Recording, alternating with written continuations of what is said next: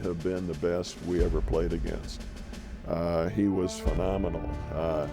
He made things look easy. People sometimes complained that he was dogging it, when the truth was that he was so talented and so quick and so athletic and such a fine scorer and defender and rebounder that he made it all look easy. He's the best all-round player that I've ever seen today, but certainly back then. I do remember that the week before we played them in practice, one of the freshmen played Oscar Robertson and ran the Cincinnati offense. And one night, he must have scored 50 points, and we thought, holy moly, if he can score 50, Oscar's going to kill us. The game starts, and he hits his first 6 or 7 shots in a row. And, you know, it's real tight. The game's still real tight from that standpoint, but he hits his first 6 or 7 in a row. In the second half, I really think that Cincinnati kind of made a mistake. They took Robertson and put him inside.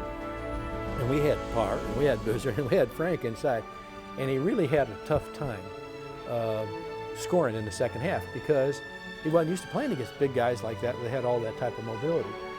We kind of shut him down, you know, from that standpoint.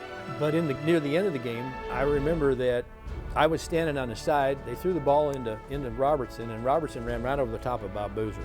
They cleared the court and had him one-on-one over in the corner, and I think I was a player guarding him.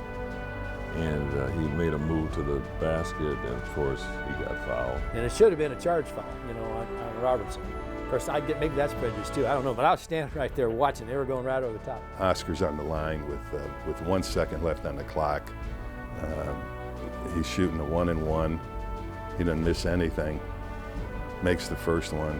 Then for some reason, after the referee threw him the ball, he put the ball down. And he told all of his teammates, get down the floor, get down the floor, get down the floor. So there were 4 K-Staters, you know, right there on the free throw line, and Oscar was standing at the free throw line. Well, of course, the referee threw him the ball. The referee's counting. Davis, who was one of their guards, ran up to Oscar and said, Oscar, the official's counting. You need to shoot real quick. So Oscar stepped down, picked up the ball, shot the ball. I'm walking off the court, and I know the game's done. Turn around, the crowd just goes berserk. He misses the shot. Oscar, to this day, think he was homered.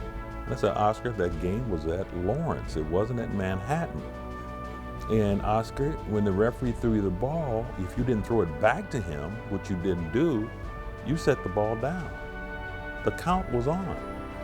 And he swears today that he got homered. Well, we won.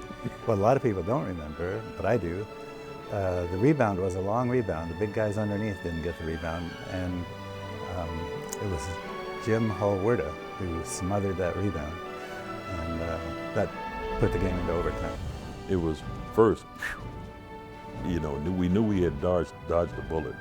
And yeah, I think we went into that overtime with renewed vigor and knew we had an excellent chance at that time to win. Certainly Oscar Robertson is, to me, one of the all-time great players in the game of basketball from that standpoint. But as far as the team was concerned, we were a better ball club than Cincinnati. That game was very much a preeminent game. Sports Illustrated later called it the college game of the year. It's a huge, huge victory against a great, great team. Has to go down as one of the all-time great victories in K-State history.